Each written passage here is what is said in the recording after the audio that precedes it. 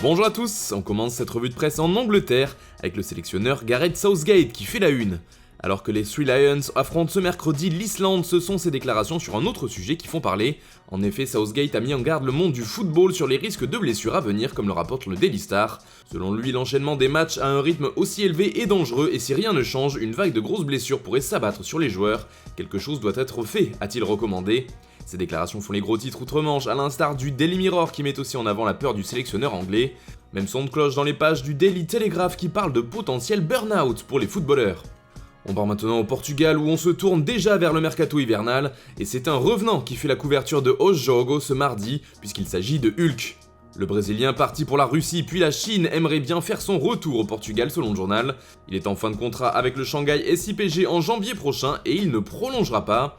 Il pourrait ainsi retourner rapidement en Europe puisqu'il y aurait des contacts avancés avec le FC Porto selon Os Jogos. D'ailleurs, Hulk aurait été également approché par Benfica, mais c'est bien à son ancien club qu'il donnerait sa préférence.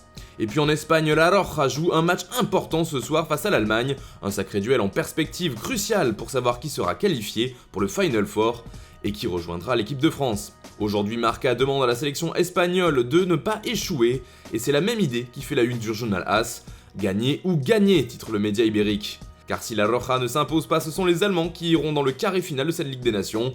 Et puis, une autre information fait la couverture du quotidien, il s'agit du futur de Ramos au Real Madrid. Si la prolongation du capitaine madrilène se fait toujours attendre, c'est surtout à cause de la pandémie actuelle, explique AS. La Casablanca doit amortir environ 250 millions d'euros de pertes, et si le club a bien l'intention de continuer l'aventure, il n'entrera pas pour autant dans des enchères avec son défenseur central.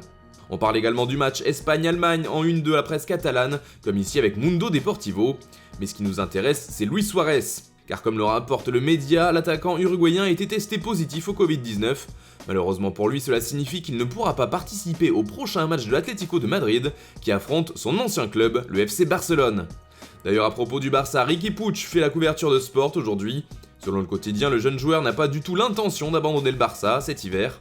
Porto et Benfica notamment veulent le faire venir mais lui persiste et signe, il veut rester au FC Barcelone pour s'y imposer durablement. De quoi faire certainement plaisir aux supporters blaugrana. Toujours en Espagne, on part maintenant en Andalousie et plus précisément du côté de Séville. Le journal local Estadio Deportivo rapporte les plans à venir de Monchi, le directeur sportif du Séville FC. Et ce dernier regarderait de nouveau en direction de la France.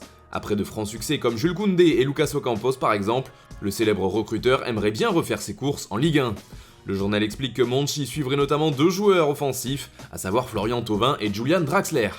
Deux joueurs qui sont en fin de contrat à l'été 2021 et qui pourraient donc venir pour 0€, une bonne affaire qui ferait les bons comptes du club andalou.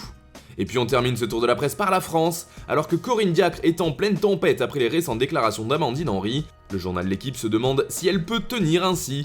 Et dans le même temps, les hommes de Didier Deschamps affrontent la Suède pour la dernière journée de la Ligue des Nations ce mardi soir.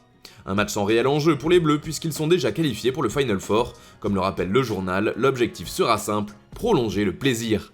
Voilà, c'est tout pour aujourd'hui, on se retrouve dès demain pour une nouvelle revue de presse sur Foot Mercato.